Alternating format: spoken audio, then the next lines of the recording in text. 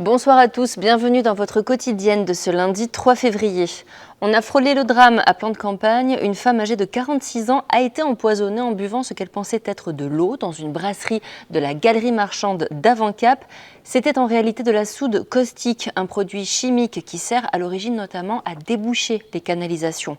Après la première gorgée, la cliente s'est effondrée en état de choc. Elle a été immédiatement transportée au service de réanimation de l'hôpital Nord de Marseille, où son pronostic vital était engagé jusque 24 heures après les faits. Une enquête est en cours pour déterminer comment le produit corrosif et hautement dangereux pour l'organisme s'est retrouvé dans cette boisson. À Martigues, une nouvelle semaine de travaux a démarré ce matin sur le pont Levant. Bonne nouvelle pour les automobilistes, la circulation ne sera pas fermée cette fois mais alternée. Pas de restrictions pour les piétons, en revanche, pas de circulation pour les navires nécessitant l'ouverture du pont. Direction Marseille, un homme a été abattu hier soir, cité La Caillole, dans le 9e arrondissement. Son corps a été retrouvé près d'un point de deal connu des autorités. Une vingtaine de douilles ont été retrouvées sur place. La victime, en arrêt cardio-respiratoire à l'arrivée des marins-pompiers, n'a pas pu être réanimée. L'établissement français du sang fête ses 25 ans cette année. Le don de plasma sauve des vies. Pourtant, les stocks sont toujours en tension. Tous les donneurs sont appelés à se mobiliser. Reportage à la Maison du Don, signé Cassandre Amouroux. C'est la période un petit peu hivernale avec des épidémies de grippe, donc il y a une petite baisse au niveau des donneurs. Déjà, avec une poche de sang, on va participer à la fabrication de trois produits, donc participer à sauver 3 personnes, c'est pas anodin. Après, on a les dons de plaquettes et les dons de plasma qui sont spécifiques aux maisons du don et on a quand même un gros besoin, mais il faut prévoir un petit peu plus de son temps. Bon, là je donne le plasma, donc c'est un peu plus long, mais le don de sang c'est très rapide, ça fait pas mal, on récupère très vite. Et puis on aide plein de personnes. Non, c'est la 3e fois et avant je donnais mon sang régulièrement. Parce que je suis infirmière déjà, donc j'en passe beaucoup des poches et même je trouve que c'est important de donner. J'essaie de faire ça régulièrement, ouais. Parce qu'à chaque fois ils m'appellent et je me fais piéger par les gens qui m'appellent et je me retrouve ici et voilà. Enfin tout se fait hyper bien, ça fait pas trop mal. Moi je vous avoue, je regarde jamais quand on plante l'aiguille. Mais à part ça, tout est très tranquille et puis l'équipe est hyper cool. Donc il y a tout le temps du monde autour de toi, tout le temps du monde pour te donner des cafés, pour te parler, pour rigoler. Et ça fait que c'est cool quoi. Ça joue bien sûr. Et il y a tout le temps des petits cadeaux aussi, en plus que les confiseries. Des fois il y a des places pour du cirque, des fois il y a des playlists. Enfin, c'est toujours plein de surprises. Si vous souhaitez trouver un lieu près de chez vous pour vous aussi donner votre sang, rendez-vous sur le site dondesang.efs.santé.fr. Et pour clore cette page marseillaise, la piétonisation du cours Julien se poursuit avec de nouvelles bornes automatiques mises en service pour limiter la circulation des voitures. Qu'en pensent les habitants et les commerçants? Bérénice Fazac était sur place. Les panneaux de signalisation viennent tout juste d'être affichés. 3 nouvelles rues sont piétonnes, la rue Vian, la rue Poggioli et la rue des Trois-Rois. Et ça passe par la mise en service de bornes automatiques pour empêcher les voitures de circuler. Une avancée nécessaire pour Daniel Merer, vice-président du comité d'intérêt de quartier sur le secteur. Par mesure de sécurité, puisqu'en fait, il y a quand même beaucoup de monde dans ce quartier qui est festif. Et donc voir des voitures circuler dans un passage où il y a des centaines de personnes, c'est pas très sécuritaire. Pour les habitants et professionnels du coin, les avis sont partagés. Lucie, communicante dans un bar du cours Julien. Pour nous, c'est cool que les clients puissent avoir peut-être plus de place dans la rue et pas être dérangés par les voitures. Ça peut ramener de la fréquentation. Tout à fait, je pense. D'autres sont moins convaincus, à l'image d'Abdou, livreur. Je suis obligé de soulever les colis à pied, je suis obligé de faire des détours. Limite, il y a des clients que je peux carrément pas les livrer. Et c'est embêtant pour moi, c'est embêtant pour tout le monde en fait. Concernant les livraisons, justement, sachez que ces bornes peuvent être ouvertes, mais à des créneaux précis, de 6h à 10h du lundi au samedi et le dimanche de 8h à 10h. Et puis, il y a d'autres cas particuliers, comme les propriétaires de garages situés dans les rues nouvellement piétonnes. Les usagers sont alors invités à effectuer une demande d'accès sur le site mesdémarches.marseille.fr. Place au sport, l'OM remporte le choc des Olympiques. Une victoire au bout du suspense au terme d'un match et surtout d'une deuxième période complètement folle. Succès 3-2 grâce notamment à une réalisation de Luis Enrique à la 85e minute. Dans un vélodrome volcanique, l'OM reprend un peu ses aises à la deuxième place de Ligue 1. Retour sur cette soirée avec la réaction de Luis Enrique, heureux buteur. Oui, bien sûr, avec un match comme ça, il te marque les buts pour la victoire. C'est incroyable. Et l'ambiance, c'était magnifique ce soir. Donc je suis très content. Oui, j'ai vu que le ballon arrivait à Paul. Et le coach me demande tous les jours d'arriver à deuxième poteau. Et c'est ça. Après, je pense que les passes, c'était mieux que les buts. Après, c'était facile pour moi. Et je suis content de marquer. Et après, contre Lyon, le match comme ça, avec notre supporter. Amine Gouiri, recrue offensive du mercato de l'OM, arrivé vendredi à Marseille, a joué une demi-heure hier soir et il a tout simplement changé l'issue du match. L'international algérien a été présenté cet après-midi à la presse, à la commanderie. Première interview au micro de Karim Attab.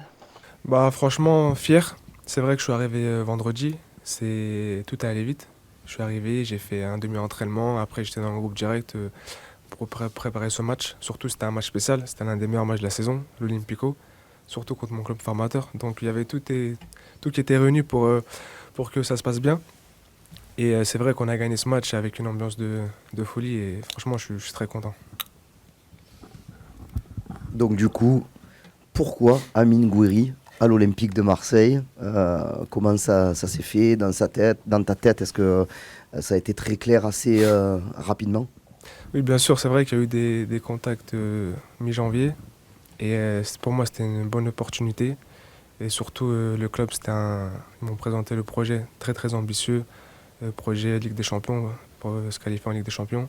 Et surtout de remettre l'OM dans les meilleurs clubs européens. Et pour moi, c'était une bonne opportunité. Le mercato de l'OM n'est pas encore terminé. Le défenseur bosnien Amar Dedić va s'engager dans les prochaines heures alors que le club olympien tente le tout pour faire venir d'ici ce soir 23h le milieu de terrain de l'AC Milan, Ismaël Benasser. Et les supporters étaient fous de joie, bien sûr, hier soir devant le stade Vélodrome. Réaction au micro de Joey Temple.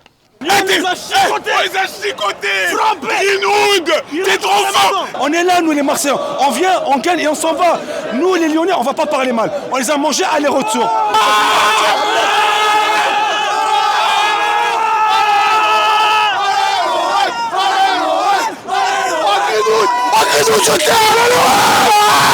Oh franchement on s'est régalé, le 3-2, le scénario. Amine Gouiri, je t'aime. Tous, ils ont été magnifiques, franchement. Première fois au Vélodrome, ce sera pas la dernière. C'était incroyable. Deuxième mi-temps de fou malade, des rebondissements dans tous les sens. J'ai plus les mots. Allez l'OM. Exceptionnel, de la folie comme d'habitude pour nous. En tout cas pour les Marseillais, on a mis le feu et ça a duré toute la soirée. C'était génial. C'est incroyable. Je sais pas quoi dire parce que là j'ai plus trop de voix. Match de fou, on s'est régalé. Dans le jeu, c'est très croustillant. On s'est régalé. Cornelius aujourd'hui c'était Ramos. J'ai choqué. Je viens de Lyon, je supporte Marseille. Allez, et demain au travail. Allez l'OM. Jean-Michel relance. On va tout casser chez toi. On retient la victoire, mais on retient surtout la manière. Ce soir, ça a été exceptionnel. Ce soir, sensationnel. Ce soir, c'était un match exceptionnel. Et 3 points maintenant, on va dormir. À demain. Excusez-moi, est-ce que quelqu'un aurait vu Cherki en ce moment? Oh, Cherki rentre à la maison. Après, comme d'habitude, quand Marseille accélère, c'est imbattable, c'est la meilleure équipe de la Ligue 1, la meilleure équipe du monde. Et en plus, aujourd'hui, l'ambiance, c'est une soirée européenne. Donc tout était parfait. On a su réagir en deuxième mi-temps et Gouiri. C'est très difficile de faire une première entrée avec la pression et toute l'attente. Je dirais, les autres, ils ont toujours été bons. Mais Gouiri, ce qu'il a fait, c'est vraiment fort. Gouiri, je t'ai critiqué. Je suis nul. Scénario parfait ce soir. Merci l'OM. Franchement, on ne pouvait pas espérer mieux. Une 3-2 à la maison. C'est beau. On revient à 10 points de Paris. À 10 points de Paris, on arrive. Paris, on arrive.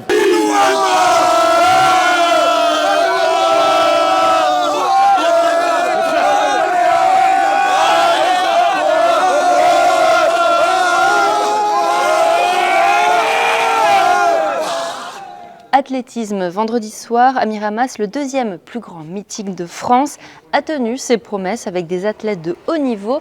Flavio Noriga était sur place.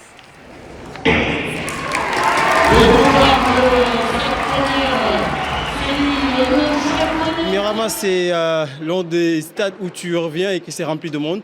Et on est content de voir du public, nous les athlètes, vu que c'est pas toujours qu'on se retrouve avec autant de monde sur les stades.